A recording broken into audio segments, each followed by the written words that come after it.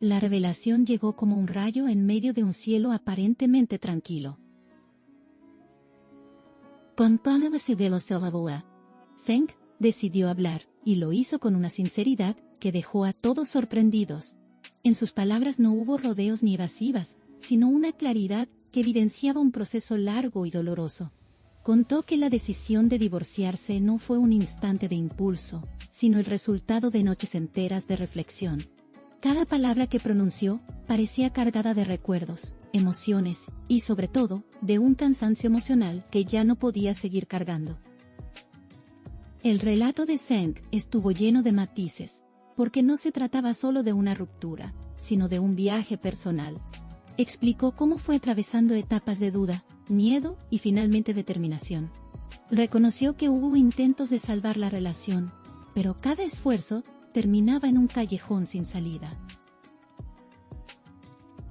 Él, con voz firme, afirmó que llegó un momento en que entendió que seguir en el mismo camino solo traería más sufrimiento. Ese reconocimiento lo llevó a dar el paso más difícil de su vida, pero también el más necesario. Al describir su proceso, hizo evidente la lucha interna que lo acompañó.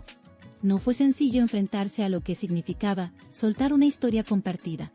Habló de la presión social, de las expectativas familiares y de la mirada constante del público. Sin embargo, también dejó claro que en medio de todo eso, se encontraba su propia voz, la cual había estado silenciada durante demasiado tiempo. Esa voz fue la que finalmente lo empujó a tomar la decisión. Lo que más llamó la atención de su confesión fue la serenidad con la que habló. No había resentimiento en su tono, sino una especie de paz alcanzada tras mucho sufrimiento. Dijo que entendió que el divorcio no era una derrota, sino una liberación. Una oportunidad de empezar de nuevo, sin cadenas ni heridas abiertas que lo persiguieran. Sus palabras fueron duras, pero también esperanzadoras, como si hubiera encontrado una salida en medio del laberinto. La reacción del público no se hizo esperar. Algunos lo aplaudieron por su valentía de hablar con tanta transparencia. Otros, en cambio, se sorprendieron por la franqueza con la que narró momentos tan íntimos. Sin importar la postura, lo cierto es que todos coincidieron en algo.